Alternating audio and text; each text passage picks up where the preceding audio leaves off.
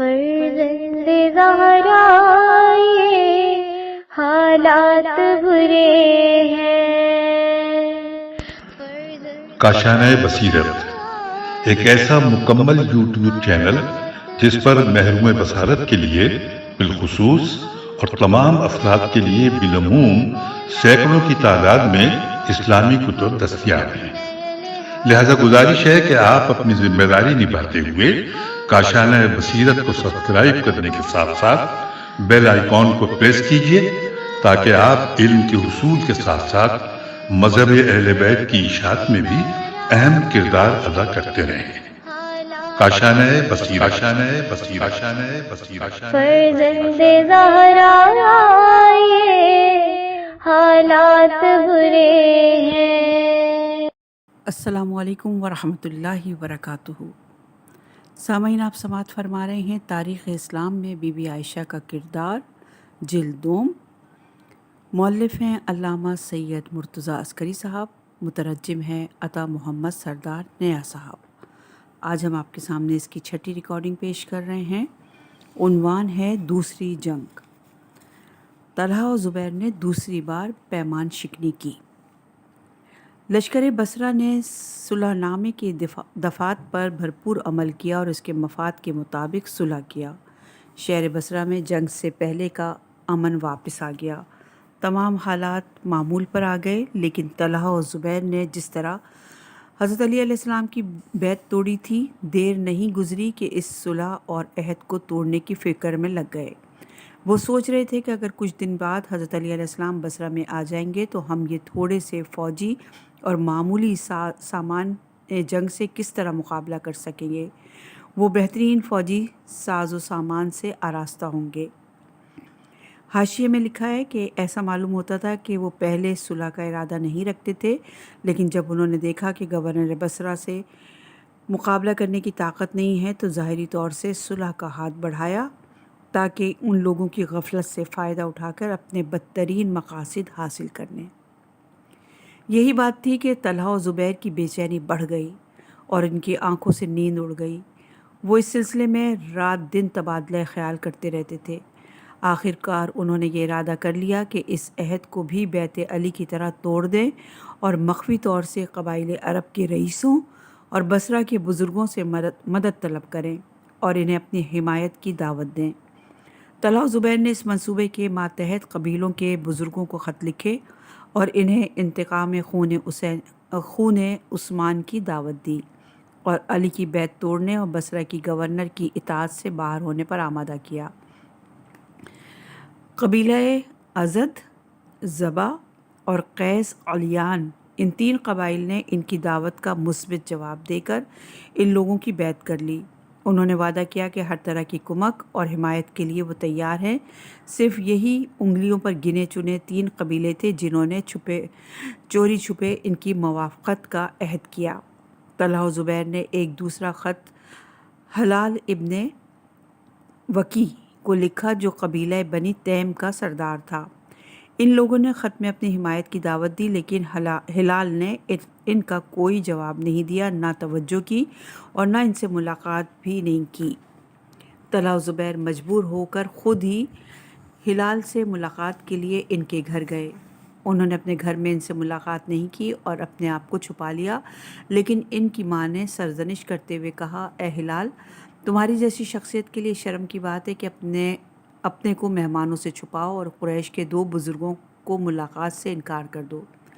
ہلال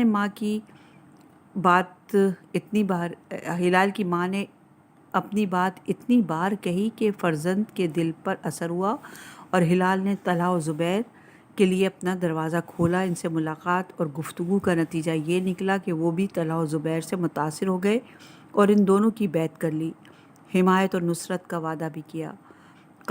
قبیلہ تمیم کے 2 بڑے خاندان عمرو اور حنظلہ کا خاندان بھی ہلال کی پیروی کرتے ہوئے طلحہ و زبیر کی بیعت پر آمادہ ہو گیا۔ قبیلہ تمیم میں صرف ایک خاندان یربوع تھا جو حضرت علی علیہ السلام سے وابستہ تھا، آپ کا خالص شیعہ اور وفادار تھا۔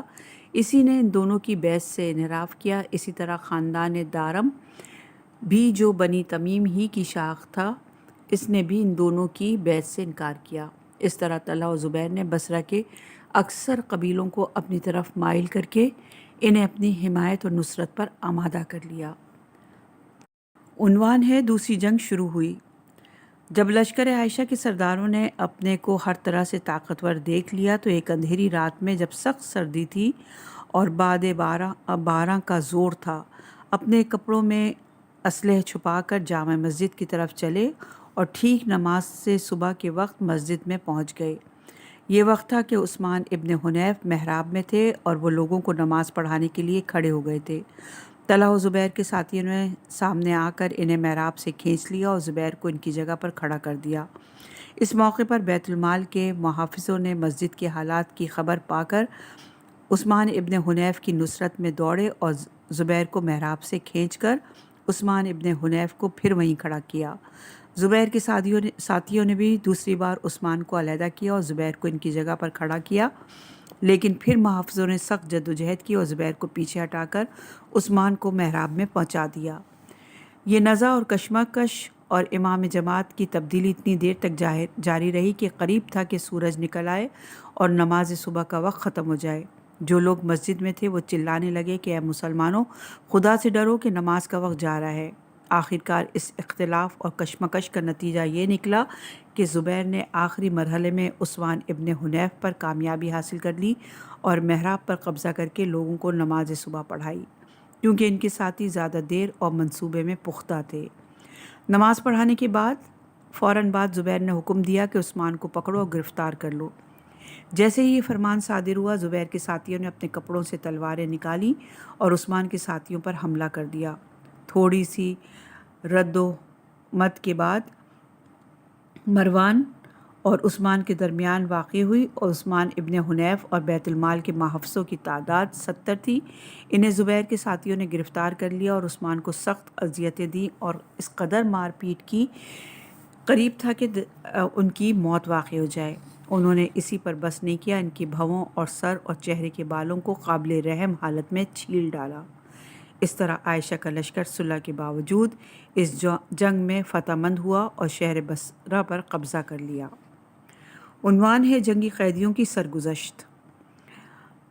ابو مخنف کا بیان ہے کہ عائشہ کے فوجیوں نے معاہدہ صلح کے برخلاف گورنر ہاؤس اور مسلمانوں کے بیت المال پر حملہ کر کے گورنر اور بیت المال کے محافظوں کو قیدی بنا لیا۔ پھر انہیں عائشہ کے سامنے پیش کیا گیا تاکہ ان لوگوں کے بارے میں کوئی فیصلہ کریں۔ وہ جیسا بھی حکم چاہیں ان لوگوں کے بارے میں حکم صادر کر دیں۔ عائشہ نے بھی ہر ایک کے بارے میں الگ الگ فیصلہ سنایا۔ محافظوں کی سرگزشت عنوان ہے۔ عائشہ نے بیت المال کے محافظوں کے بارے میں اس طرح فیصلہ سنایا کہ زبیر کو اپنے سامنے بلا کر کہا، اے زبیر، انہی لوگوں نے تم پر شمشیر کھینچی تھی اور عثمان ابن حنیف اور بیت المال کا دفاع کیا تھا۔ ان لوگوں کو قتل میں تمہارے ذمے قرار دیتی ہوں۔ ان کا سر تن سے جدا کر کے تلوار کا پانی پلاؤ۔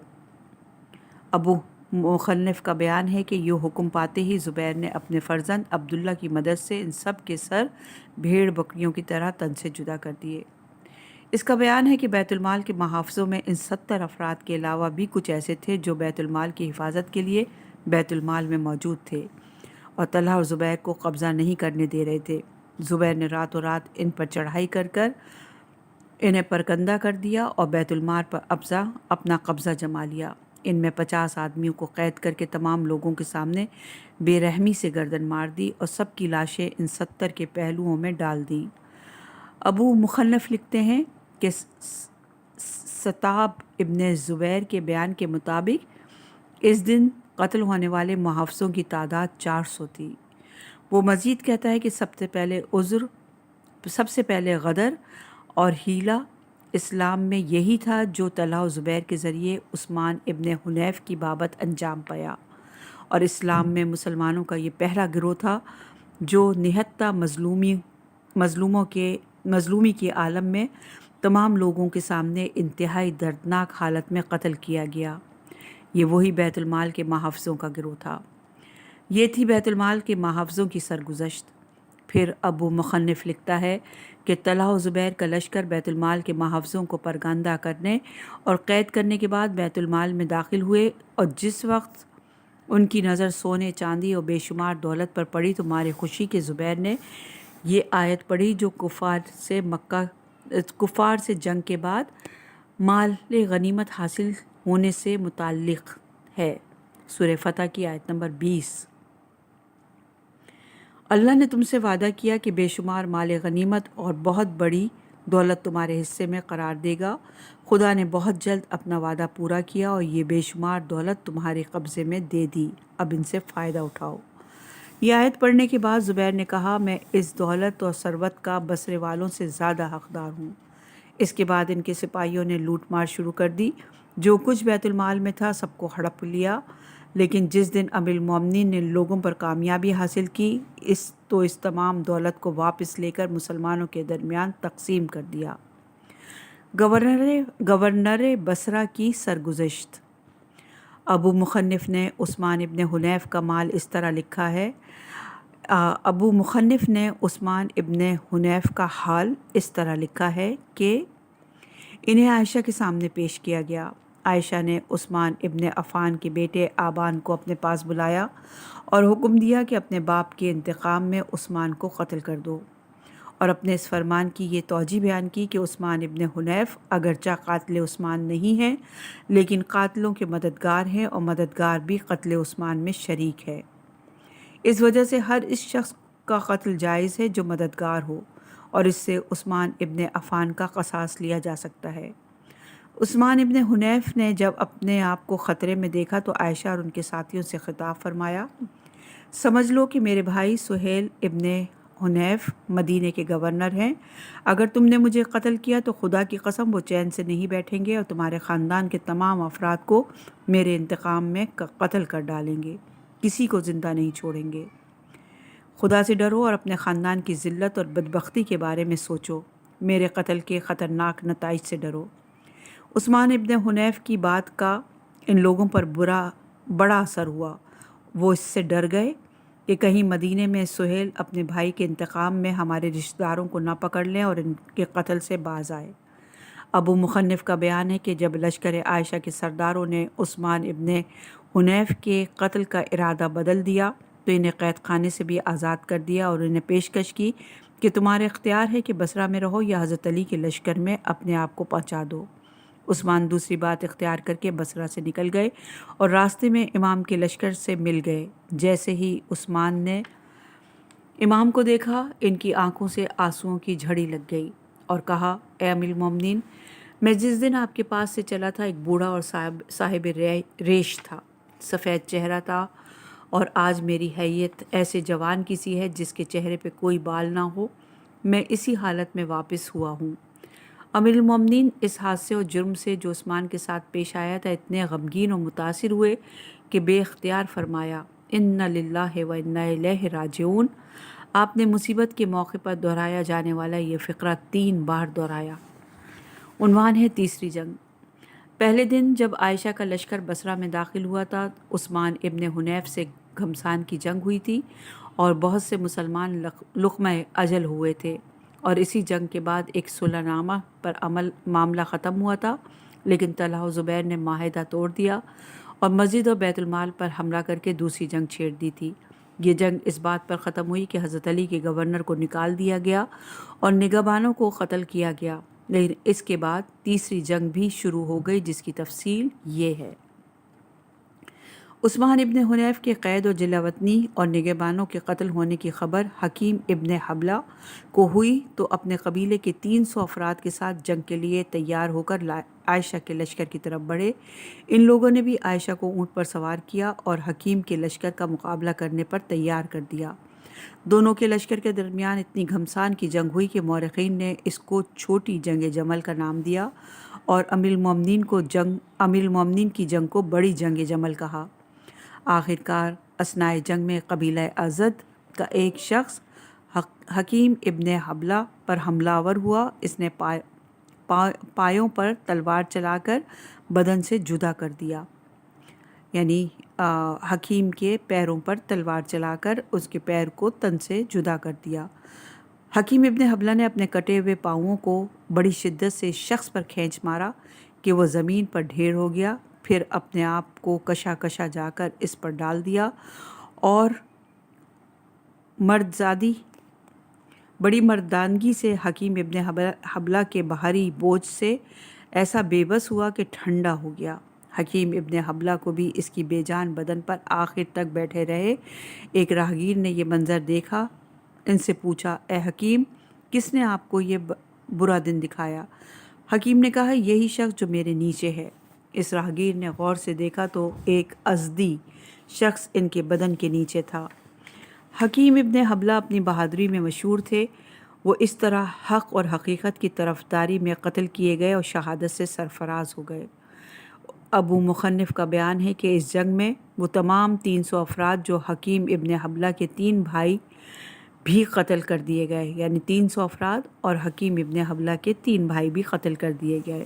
اس طرح تیسری جنگ بھی لشکر عائشہ کے حق میں گئی اور پورا بصرہ کا شہر ان کے قبضے میں آ گیا۔ اس تاریخ سے بصرہ کے تمام افراد یہاں تک کہ عائشہ کے مخالف فوجیوں نے بھی لشکر عائشہ کے سامنے ہتھیار ڈال دیے اور ان سے مل گئے۔ عنوان ہے داخلی اختلافات۔ جب عثمان ابن حنیف بصرہ سے نکال دیے گئے اور حکیم ابن حبلہ اپنے ساتھیوں کے ساتھ قتل کر دیے گئے اور پورا بصرہ شہر بغیر کسی رکاوٹ اور مزاحمت سے طلحہ اور زبیر کے قبضے میں آ گیا تو اب کوئی اختلاف اور تصادم کی گنجائش نہیں تھی۔ لیکن اس بار داخلی کشمکش اور اختلاف شروع ہو گیا، کیونکہ طلحہ اور زبیر دونوں ہی کی یہ کوشش تھی کہ پیش نمازی انہیں حاصل ہو، اور دونوں ایک دوسرے کے پیچھے نماز پڑھنے سے انکار کر رہے تھے، کیونکہ ان کے خیال میں یہ اقتدار ان کی اولیت کو ماننے کے مترادف تھا۔ ان دونوں کا اختلاف بڑھتا گیا اور خطرناک صورت اختیار کر گیا، یہاں تک کہ خود عائشہ نے اس معاملے میں مداخلت کی۔ انہوں نے اختلاف اس طرح ختم کیا کہ طلحہ اور زبیر عارضی طور سے پیش نمازی کے اس دعوے سے دستبردار ہو جائیں اور ان دونوں کے بجائے ان کے بیٹے باری باری لوگوں کو نماز پڑھائیں۔ ایک دن محمد بن طلحہ لوگوں کو نماز پڑھائیں اور دوسرے دن عبداللہ ابن زبیر۔ لیکن ابن ابی الحدید کہتا ہے کہ عائشہ نے طلحہ و زبیر کا اختلاف ختم کرنے کے لیے حکم دیا کہ عبداللہ ابن زبیر عارضی طور سے نماز پڑھائیں گے جب تک کہ عائشہ کو آخری فتح حاصل نہ ہو جائے۔ اس کے بعد وہ اپنا فیصلہ سنائیں گی کہ ان دونوں میں سے کون مستقل خلیفہ بنایا جائے۔ ایک دوسرا اختلاف بھی طلحہ و زبیر کے درمیان پیدا ہو گیا، وہ یہ کہ ان دونوں میں سے کس کو امیر کہہ کر خطاب کیا جائے اور امیر کہہ کر سلام کیا جائے۔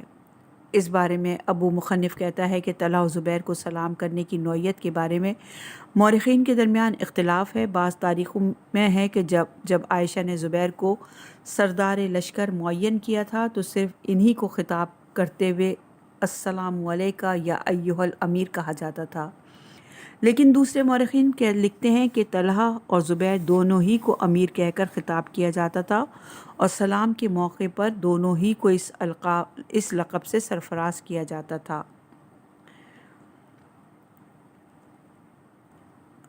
یہ روایت ابن ابی الحدید نے ابو مخنف کے حوالے سے نقل کی ہے۔ عنوان ہے خطوط و پیغامات۔ طبری کا بیان ہے کہ حضرت علی علیہ السلام ابن ابی طالب نے جب لشکر عائشہ کے حالات سنے تو اپنے لشکر کے ساتھ مدینے سے زاویہ اور وہاں سے بصرہ کی طرف چل پڑے۔ لشکر عائشہ کو بھی حضرت علی علیہ السلام کی آمد کی اطلاع ہو گئی اور بصرہ سے ان کے لشکر کی طرف بڑھی۔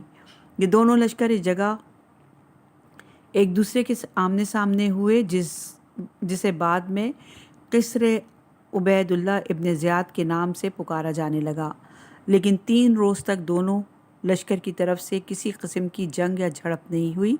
ان 3 دنوں میں اکیلے حضرت علی علیہ السلام بطور اتمام حجت لشکر عائشہ کے سرداروں کو بار بار خط لکھتے رہے، کچھ لوگوں کو سفیر بنا کر ان کی جانب بھیجتے رہے، کبھی کبھی خود بھی ان لوگوں سے براہ راست ملاقات کرتے رہے۔ آپ کی کوشش تھی کہ کسی طرح بھی یہ جنگ اور خون ریزی نہ ہو اور آپ ان لوگوں کو فتنہ و فساد سے باز رکھ سکیں۔ عنوان ہے طلحہ و زبیر کو خط۔ طبری نے اس موقع پر اکتفا نہیں کیا اور گفتگو یا اتمام حجت اور خطوط کا متن نہیں لکھا، لیکن کچھ گفتگو اور خطوط کو ابن قتیبہ، ابن اسم اور سید رضی نے نقل کیا ہے۔ انہی میں ایک خط حضرت علی علیہ السلام نے طلحہ و زبیر کو لکھا تھا، اسے آپ عمران ابن حسین کے ذریعے انہیں بھیجا۔ خط کا متن یہ ہے: بعد حمد خدا اور صلوات بر رسول، اے طلحہ اور زبیر، تم لوگ اچھی طرح جانتے ہو، حالانکہ چھپا رہے ہو، کہ میں نے لوگوں کو نہیں بلایا تھا اور نہ اپنی بیعت کی خواہش کی تھی، بلکہ لوگ خود ہی میری طرف بڑھے تھے اور میری بیعت کی خواہش کی تھی۔ میں نے بیعت کا ہاتھ ان کی طرف نہیں بڑھایا تھا، یہاں تک کہ ان لوگوں نے خود اپنی بیعت کا ہاتھ میری طرف بڑھایا، اور تم دونوں نے بھی بغیر اس کے کہ میں تمہیں دعوت دوں میری طرف آئے تھے، اور تم نے خود ہی میری بیعت کی تھی اور عہد و پیمان باندھا تھا۔ میرے پاس قدرت و توانائی نہیں تھی کہ لوگ میری بیعت کرتے، میرے پاس مال و دولت بھی نہیں تھا کہ اس کے لالچ میں میری طرف آتے، بلکہ انہوں نے اپنی خواہش اور اختیار سے میری بیعت کے لیے بڑھے اور مجھے اس عہدے کے لیے منتخب کیا۔ تم نے بھی اگر اپنے اختیار سے میری بیعت کی اور عہد کیا، تو اب جتنی جلدی ہو سکے واپس آؤ اور بیعت شکنی سے، جو بدترین عمل ہے، نادم و پشیمان ہو کر اپنے جرم سے توبہ کر لو۔ اور اگر تم نے بغیر میلان اور رغبت کے بیعت کی تھی اور دل میں نافرمانی اور گناہ کی نیت رکھتے تھے، تو اپنے عمل سے خود ہی تم نے اعتراض کے دروازے کھولے، کیونکہ بغیر کسی زور زبردستی کے جس پر ایمان نہیں رکھتے تھے، اس کا مظاہرہ کر کے نفاق کی ڈگر اپنائی، اور اب جو تقیے کی بات کر رہے ہو تو خدا کی قسم یہ لچر بہانے کے سوا کچھ بھی نہیں، کیونکہ جو لوگ تم سے کمزور اور طاقت اور حیثیت کے اعتبار سے کمتر تھے، وہ خوف و تقیے کے زیادہ سزاوار تھے۔ انہوں نے نہ تقیے کی بات کی اور نہ اپنی بیعت کو خوف و تقیے پر بنا کیا۔ اگر تم دونوں نے پہلے دن میری بیعت نہ کی ہوتی، عہد و پیمان نہ باندھا ہوتا، تو تمہارے لیے اس سے بہتر تھا کہ آج بیعت توڑ دی۔ تمہاری اس بیعت شکنی اور جنگ و خوریزی کا بہانہ یہ ہے کہ تم نے قتل عثمان کا الزام میرے اوپر تھوپا ہے اور اپنے کو اس جرم سے بری قرار دے رہے ہو۔ اس حقیقت کو واضح کرنے کے لیے کیا یہی بہتر ہوتا کہ میرے اور تمہارے بارے میں سوال کیا جائے کہ کون اس سے علیحدہ تھا، اور ایک تیسرا شخص بغیر جانبداری کے اس بات کی تحقیق کرے اور جسے بھی قتل عثمان میں شریک پائے، یا جتنی مقدار میں خون عثمان اس کی گردن پر ہو، وہ اپنے مقدار جرم کے مطابق سزا پائے۔ پس اے طلحہ اور اے زبیر، اے بوڑھو، اس فاسد خیال اور خطرناک ارادے سے باز آؤ، بات بنانے اور بہانہ کرنے کا سلسلہ ختم کرو، جنگ و خوریزی سے پرہیز کرو۔ اے طلحہ و زبیر، آج تم صرف عار اور ننگ سے ڈر رہے ہو، لیکن اگر تم نے میری نصیحت پر عمل نہ کیا تو کل قیامت کے دن آتش جہنم میں جھونک دیے جاؤ گے۔ یہ روایت شرح نہج البلاغہ الامات السایہ ابن اسم میں بھی موجود ہے۔ زبیر کو پیغام۔ امیر المومنین علیہ السلام نے طلحہ و زبیر کو یہ خط لکھا۔ اس خط کے علاوہ بھی خاص طور سے اپنے چچیرے بھائی ابن عباس کو زبیر کے پاس بھیجا اور انہیں یہ حکم دیا: اے ابن عباس، جس وقت تم میرا یہ پیغام زبیر کو پہنچاؤ تو وہاں پر طلحہ موجود نہ ہو، کیونکہ وہ شخص نہایت متکبر اور خود پسند ہے، اس کے اندر ذرا بھی لوچ نہیں، اور وہ انتہائی فتنہ انگیز اور ہنگامہ پرور ہے۔ وہ اپنا مطلب لانے کے لیے ہر ذلیل حرکت پر آمادہ ہو سکتا ہے، اپنی جہالت اور نادانی سے سخت اور خطرناک کاموں کو آسان اور ہموار بناتا ہے۔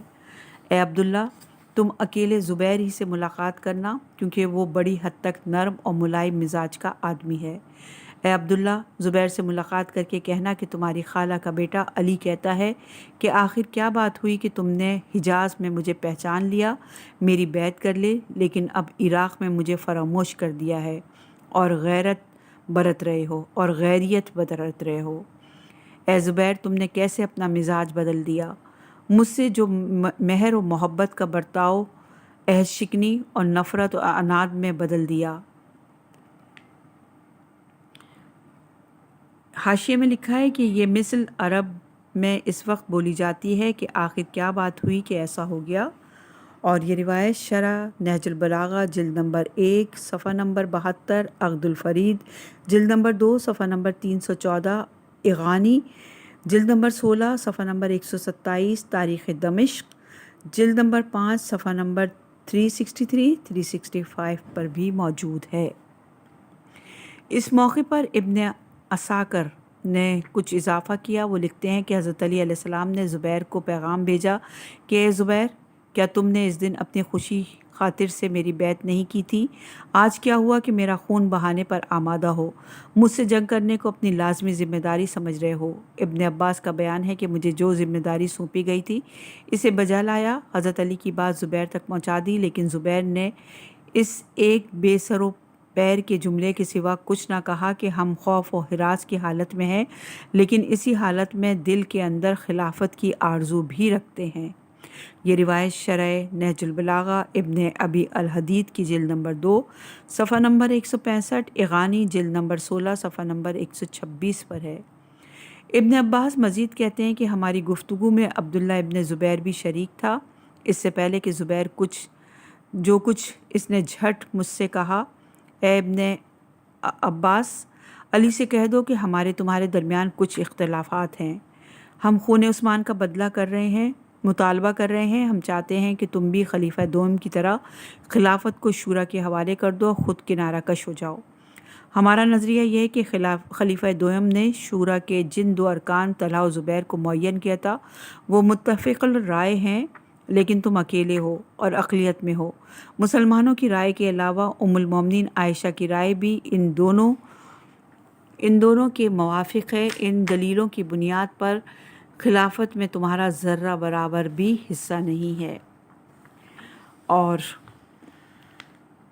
یہ روایت لکھی ہے، اس جواب کو ابن عبد ربا نے عقد الفرید جلد نمبر 4 صفحہ نمبر 314 میں خود زبیر سے منسوب کیا ہے، لیکن ابن ابی الحدید اور ابن عساکر نے ابن زبیر سے منسوب کیا۔ جواب کا لہجہ بھی بتا رہا ہے کہ یہ زبیر کے بجائے ابن زبیر ہی کا جواب ہو سکتا ہے۔ ابن عباس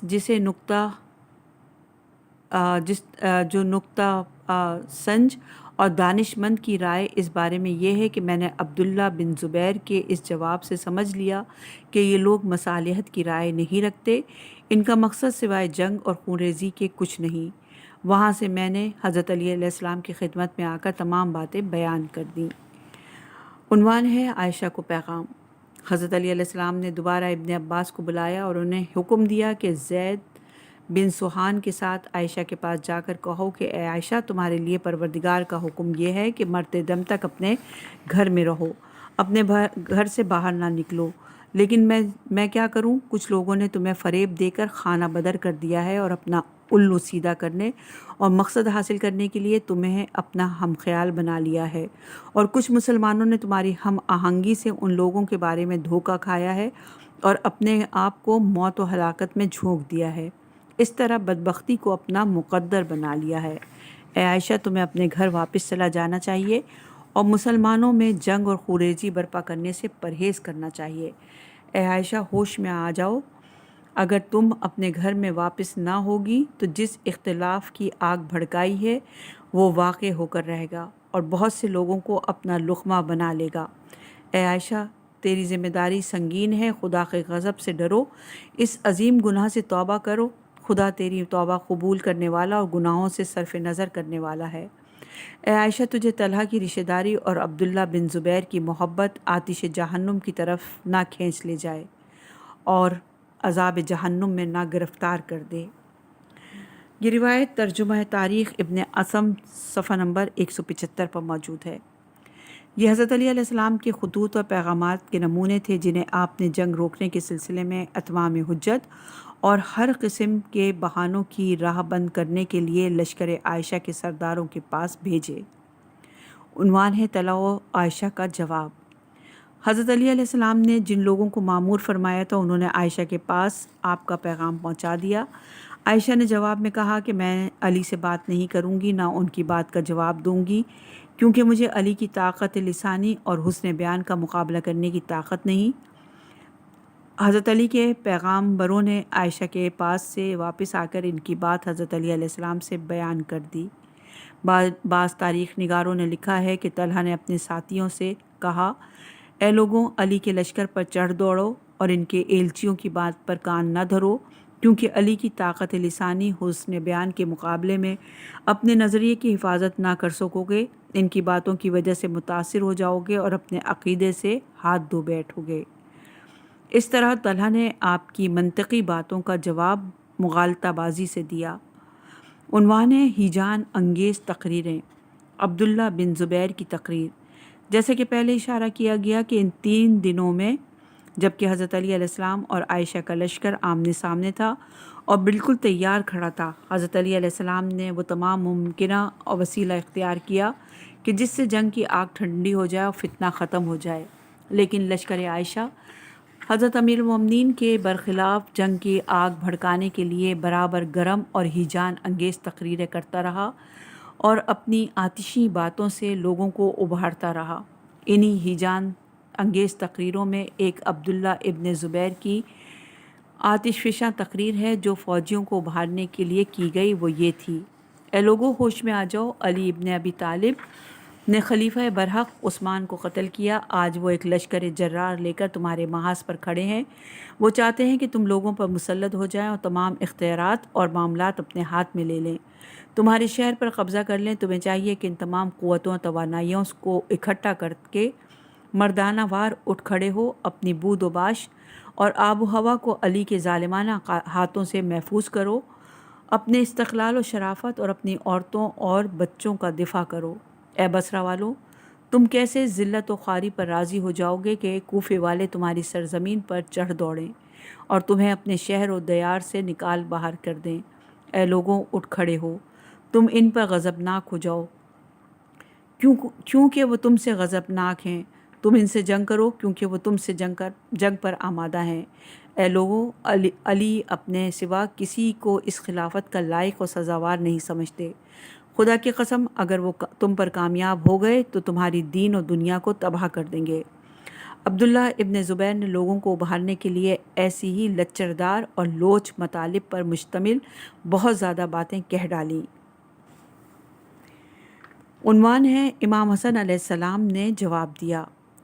عبداللہ بن زبیر کی باتیں جب امام کی کانوں میں پڑیں تو آپ نے بھی اپنے فرزند امام حسن سے فرمایا، بیٹے تم بھی اٹھ کر عبداللہ ابن زبیر کا جواب دو۔ امام حسن اٹھ کھڑے ہوئے اور حمد و ثناء الہی کے بعد لوگوں سے کہا، اے لوگوں، جو باتیں عبداللہ بن زبیر نے میرے بابا حضرت علی کے بارے میں کہیں، ہم نے اسے سنا۔ اس نے میرے بابا پر قتل عثمان کا الزام لگایا، اس کے علاوہ بھی محمل اور بیکار باتیں زبان پر جاری کی ہیں، حالانکہ تمہارا ہر شخص جانتا ہے کہ اس کا باپ زبیر عثمان کے بارے میں کیا کیا بدگوئیاں کرتا ہے، وہ کیسے کیسے برے القاب سے نوازتا پھرتا تھا، کیا کیا تہمتیں اور جھوٹی باتیں عثمان کے خلاف گڑھتا رہا۔ سب کو یاد ہے کہ عثمان کی حیات و خلافت کے زمانے میں طلحہ نے اتنی جرت بیدار پیدا کر لی تھی کہ بیت المال کے کوٹھے پر ایک دن پرچم لہرا کر عملاً اپنی مخالفت کا اعلان کر دیا تھا۔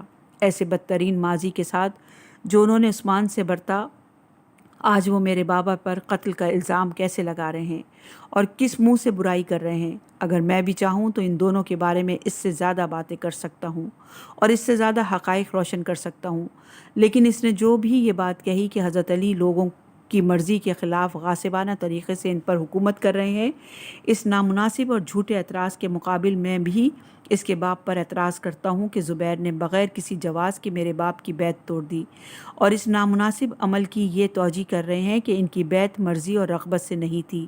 یہ بات نہ تنہا ان کے عمل کو جائز ٹھہراتی ہے بلکہ ان کی عصیان اور مخالفت کو بھی آشکار کرتی ہے، کیونکہ وہ اپنی اس بات سے اپنی بیعت کا اعتراف تو کر رہے ہیں اور اپنے عہد کا برملا اظہار بھی کر رہے ہیں۔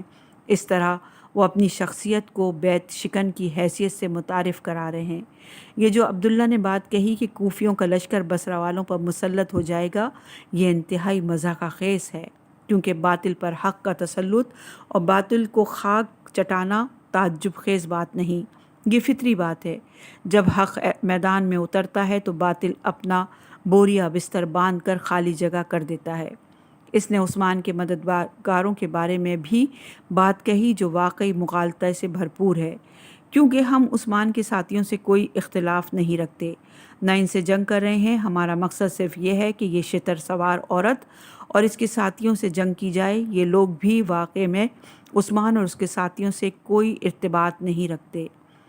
یہ روایت ترجمہ تاریخ ابن اعصم، صفحہ نمبر 174، تاریخ جمل، تالیف شیخ مفید، صفحہ نمبر 159-158 پر موجود ہے۔